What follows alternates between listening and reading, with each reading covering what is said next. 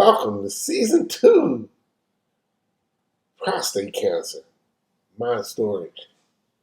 This is episode 7. Today we have a special guest, Walter Mitchell, who's been a dear friend of mine for 20 years. And we both went through this journey. Today, Walter's going to share his story with prostate cancer. Without further ado, let's bring Walter in. We're here today with Walter Mitchell, cancer survivor, cancer hero.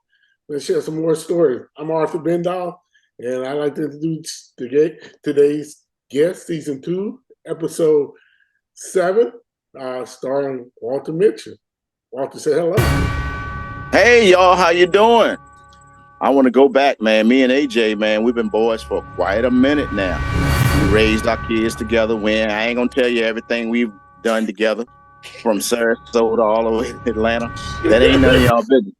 But nonetheless, we're talking about prostate cancer. One thing I didn't share with AJ was today I went to get my PSA numbers from a doctor that I checked, that I really, really respect. And I got this doctor because, I knew this joker personally. He got my last 3 numbers, which turned out to be real positive. I go in the office today, AJ, guess what? Huh. When I go to get my numbers, I say, hey, on my PSA, am I set up for PSA? He went into his laptop and he told me, he says, they are now. I said, man, that's the only reason why I'm here. I care about my cholesterol. I got good high blood pressure. But the main reason I'm here is for my PSA numbers. He said, well, okay, that wasn't in your I said, it's supposed to be in every last one of them. You know what I'm saying? All my checkups, all my blood work should have PSA numbers in them. Yeah. So if you, gentlemen, are going to get blood tests, you have to ask for your PSA numbers. My PSA numbers go back probably as far as 12 years ago when my numbers first started to elevate. My numbers first started to elevate was probably about 10 years ago, where I went from a 2 to a 4, got up to a 5, got up to about a 7. So, Walter, what's the frequency you get your PSA checked now? Probably every 5 to 6 months to make sure those numbers are still in the 1 and 2 range. Now, what got me to the 1 and 2 range, that I basically ignored it. I said, well, I can sip sweet tea, and not sweet tea. I can do tea and vinegar, and I can do those flushes, and I can wash this thing away. But you can't wash away prostate enlargement. That's what I was going through, which is prostatitis. I have prostate cancer to this day, but I'm monitoring it. All right. I am monitoring it every 6 months at the most to make sure that my PSA numbers don't go up. But the thing that you have to really do, you got to go and get this thing checked out. Because if it's not, once the enlargement kicks in and your numbers go up and your prostate numbers go up, you will lose your prostate.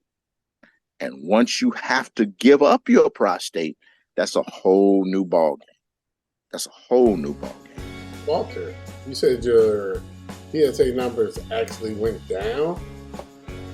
How did that happen? I know I'm jumping around. I had to get a simple prostatectomy.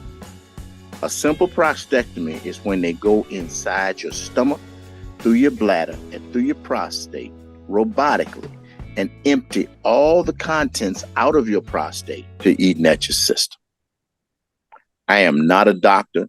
I am not asking you to follow what we're saying. This is all based on our personal experience. And I think AJ can tell you the same thing. This is something that we've discovered based on our own personal experience. So you need to go to your doctor. You need to confirm or deny what we're saying. This is not medical advice. But brother, conversation. That's it. Have a conversation. Just have the conversation. Exactly. bro. Just have a conversation, man.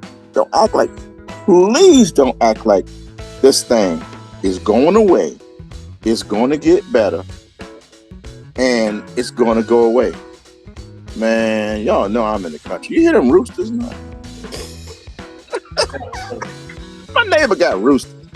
God almighty.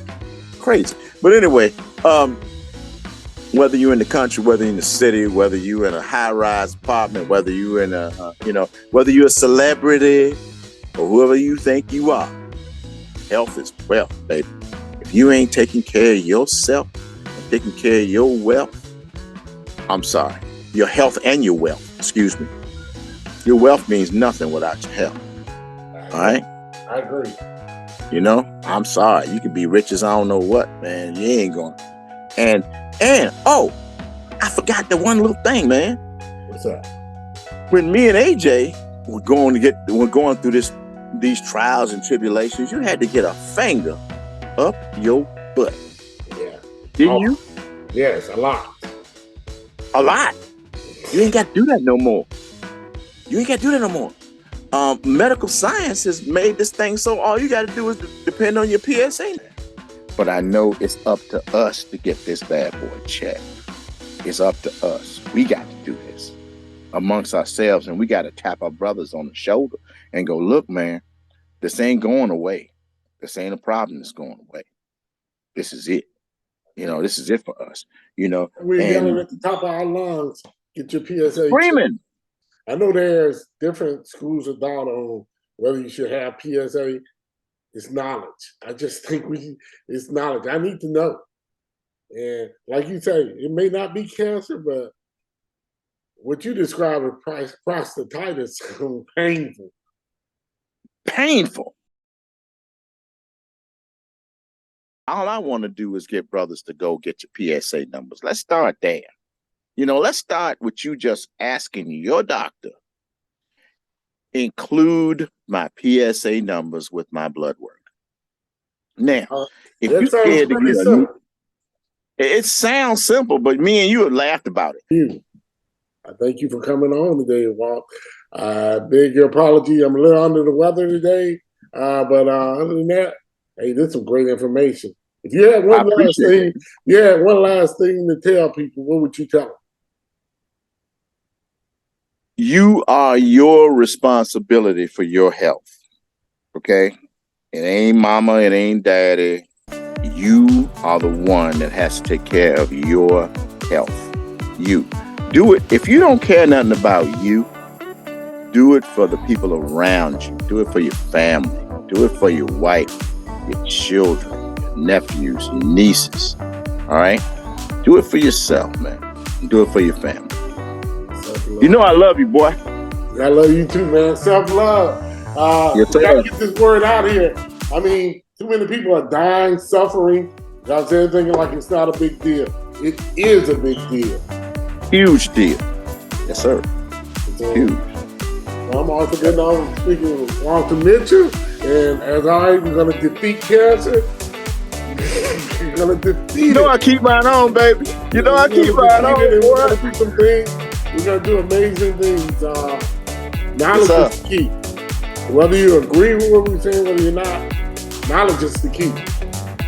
And Walter was very quick when he was saying, you go in the bathroom 5 or 6 times a night, can't sit in church, you need to check yourself out.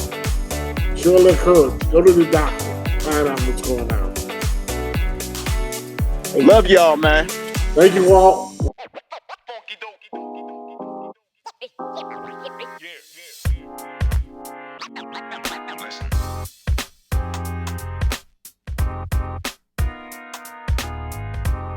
Let me leave you with this caveat, this disclosure, as you will. I'm not a doctor, just a black dude who went through the experience. If you're going through this, contact your doctor. Don't listen to me. I'm getting my advice, and it's just advice.